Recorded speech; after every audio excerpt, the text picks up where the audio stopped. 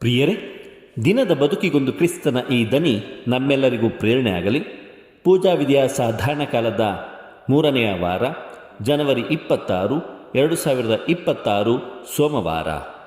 ಸಂತ ಯೋವಾನನು ಬರೆದ ಪವಿತ್ರ ಶುಭ ಸಂದೇಶದಿಂದ ವಾಚನ. 8ನೇ ಅಧ್ಯಾಯ, ವಚನಗಳು 31ರಿಂದ 42ರವರೆಗೆ. ಯೇಸು ಸ್ವಾಮಿ ತಮ್ಮಲ್ಲಿ ನಂಬಿಕೆ ಇಟ್ಟಿದ್ದ ಯಹೂದ್ಯರಿಗೆ ಹೀಗೆಂದರು: ನನ್ನ ಮಾತಿಗೆ ನೀವು ಶರಣಾದರೆ ನಿಜವಾಗಿಯೂ ನೀವು ನನ್ನ ಶಿಷ್ಯರು. ನೀವು ಸತ್ಯವನ್ನು ಅರಿತುಕೊಳ್ಳುವಿರಿ, ಸತ್ಯವು ನಿಮಗೆ ಸ್ವಾತಂತ್ರ್ಯ ನೀಡುವುದು. ಅದಕ್ಕೆ ಯಹೂದ್ಯರು, ನಾವು ಅಬ್ರಹಾಮನ ವಂಶಜರು, ಯಾರಿಗೂ ಎಂದೂ ನಾವು ದಾಸರಾಗಿಲ್ಲ ಅಂದ ಮೇಲೆ ನಾವು ಸ್ವತಂತ್ರರಾಗುತ್ತೇವೆ ಎಂದು ನೀನು ಹೇಳುವುದಾದರೂ ಹೇಗೆ ಎಂದು ಪ್ರಶ್ನಿಸಿದರು. ಅದಕ್ಕೆ ಪ್ರತ್ಯುತ್ತರವಾಗಿ ಯೇಸು, ನಾನು ನಿಮಗೆ ಸತ್ಯವಾಗಿ ಹೇಳುತ್ತೇನೆ, ಕೇಳಿ. ಪಾಪವನ್ನು ಮಾಡುವವನು ಪಾಪಕ್ಕೆ ದಾಸನೇ.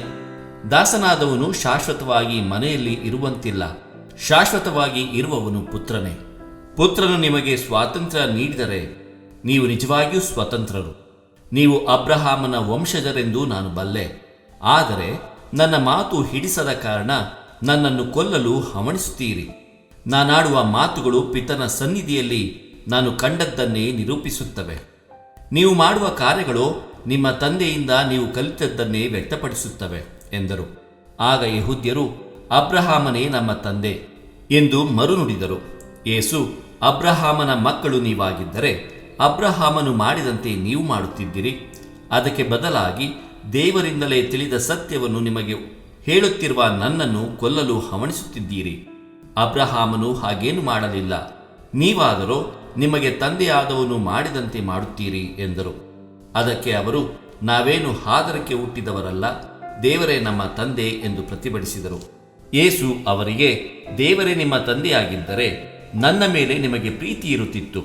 ಕಾರಣ ನಾನು ದೇವರಿಂದಲೇ ಹೊರಟು ಇಲ್ಲಿಗೆ ಬಂದವನು. ನನ್ನಷ್ಟಕ್ಕೆ ನಾನೇ ಬರಲಿಲ್ಲ, ನನ್ನನ್ನು ಕಳುಹಿಸಿದ್ದು ದೇವರೇ. ಪ್ರಭುವಿನ ಶುಭ ಸಂದೇಶ. ಕ್ರಿಸ್ತರೇ ನಿಮಗೆ ಸ್ತುತಿ ಸಲ್ಲಲಿ. ಚಿಂತನೆ. ಭಾರತದ ಗಣರಾಜ್ಯೋತ್ಸವ. ಪ್ರಭು ಯೇಸು ಕ್ರಿಸ್ತರಲ್ಲಿ ಆತ್ಮೀಯರೇ, ಭಾರತೀಯರಾದ ಇಂದು ನಾವು ನಮ್ಮ ದೇಶದ ಸಾರ್ವಭೌಮ ಗಣರಾಜ್ಯೋತ್ಸವವನ್ನು ಆಡಂಬರದಿಂದ ಆಚರಿಸುತ್ತೇವೆ. ನಿಮಗೆಲ್ಲರಿಗೂ ಭಾರತದ ಗಣರಾಜ್ಯೋತ್ಸವದ ಶುಭಾಶಯಗಳನ್ನು ಕೋರುತ್ತೇನೆ. 26ನೇ ಜನವರಿ 1950ರ ಸ್ಮರಣೆ ನಮ್ಮ ದೇಶದ ಪ್ರಜೆಗಳ ಸಂವಿಧಾನದ ಮೂಲ ಹಕ್ಕು, ಕಾರ್ಯ, ಕರ್ತವ್ಯ, ನ್ಯಾಯ, ಸ್ವಾತಂತ್ರ್ಯ, ಸಮಾನತೆ, ಸಹೋದರತ್ವ ಮತ್ತು ಸಹಬಾಳ್ವೆಯ ಬುನಾದಿ. ಈ ದಿನಗಳಲ್ಲಿ ನಾವು ಸೌಹಾರ್ದತೆಯ ಸಪ್ತಾಹದ ನವದಿನಗಳಲ್ಲಿದ್ದೇವೆ. ಈ ಸಂದರ್ಭದಲ್ಲಿ ನಮ್ಮ ಗಣರಾಜ್ಯೋತ್ಸವದ ಆಚರಣೆ ಅರ್ಥಗರ್ಭಿತವಾಗಿ ದೇಶದ ಪ್ರಜೆಗಳ ಸರ್ವ ಹಕ್ಕು ಅಧಿಕಾರದೊಂದಿಗೆ ಕಾರ್ಯ ಕರ್ತವ್ಯವನ್ನು ನಮ್ಮ ಸಂವಿಧಾನ ಎತ್ತಿ ತೋರಿಸುವ ಹಬ್ಬವೂ ಹೌದು. ಗಣರಾಜ್ಯೋತ್ಸವದ ಸಂಭ್ರಮದಲ್ಲಿ ನಮ್ಮೆಲ್ಲರ ವಿಭಿನ್ನತೆಯಲ್ಲಿ ಏಕತೆಯನ್ನು ದೇಶದ ಎಲ್ಲ ಪ್ರಜೆಗಳು ನಮ್ಮ ಸಾರ್ವಭೌಮತೆಯಲ್ಲಿ ವ್ಯಕ್ತಪಡಿಸುವ ದಿನ. ಈ ಪ್ರಪಂಚದ ಎಲ್ಲ ದೇಶಗಳ ಸ್ವತಂತ್ರ ಜೀವಿಗಳಂತೆ ನಾವು ಸಹ ನಮ್ಮ ಪ್ರಜಾಪ್ರಭುತ್ವವನ್ನು ಸಾರಿ ಹೇಳುವ ದಿನ. ಇದನ್ನು ನಮ್ಮ ಸಂವಿಧಾನ ನಮ್ಮ ಸುಭದ್ರತೆಯನ್ನು, ಜೀವನ ರಕ್ಷಣೆಯನ್ನು ಗೊತ್ತುಪಡಿಸುವ ಸಾಧನವಾಗಿದೆ.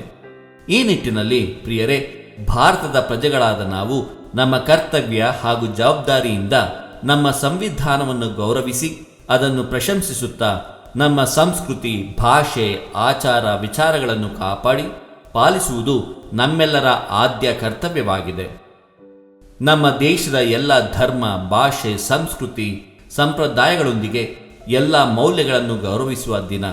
ಇದರೊಂದಿಗೆ ನಮ್ಮೆಲ್ಲರ ಉದ್ಧಾರ, ಬೆಳವಣಿಗೆ ಹಾಗೂ ಏಳ್ಗೆಯಿಂದ ನಮ್ಮ ದೇಶವನ್ನು ಕಟ್ಟಲು ಸಾಧ್ಯ.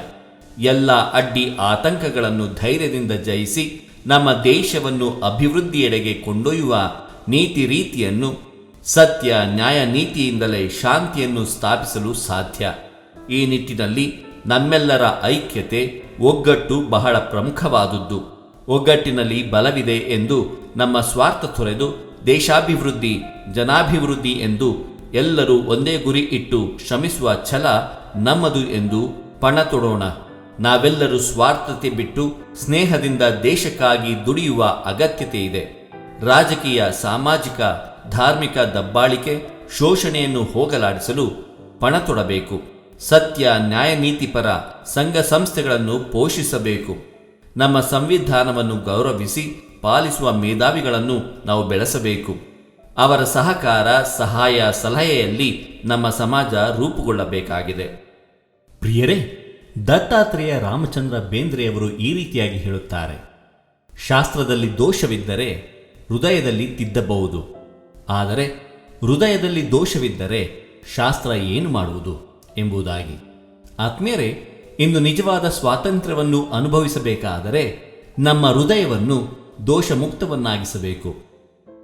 ನಮ್ಮ ಋನ್ಮನಗಳನ್ನು ತಾರತಮ್ಯಗಳಿಂದ, ದ್ವೇಷ, ಸ್ವಾರ್ಥ, ಮತ್ಸರ, ಅಸೂಯೆ, ಪಾಪ, ಆದರ ಎಂಬುವುಗಳಿಂದ ಮುಕ್ತಿಗೊಳಿಸಿ ಸ್ಥಾನ, ಮಾನ, ಹಣ, ಅಧಿಕಾರದ ಪ್ರಭಾವಗಳಿಗೆ ಒಳಗಾಗದೆ ನ್ಯಾಯ, ನೀತಿ, ಸತ್ಯವನ್ನು ಮುಕ್ತ ಮನಸ್ಸಿನಿಂದ ಒಪ್ಪಿಕೊಂಡಾಗ ಮಾತ್ರ ಒಬ್ಬ ವ್ಯಕ್ತಿ ಆಂತರಿಕವಾಗಿ ನಿಜವಾದ ಸ್ವಾತಂತ್ರ್ಯವನ್ನು ತನ್ನ ಮನಸ್ಸಿನಲ್ಲಿ, ಅಂತರಾಳದ ಹೃದಯದಲ್ಲಿ ಅನುಭವಿಸಲು ಸಾಧ್ಯ.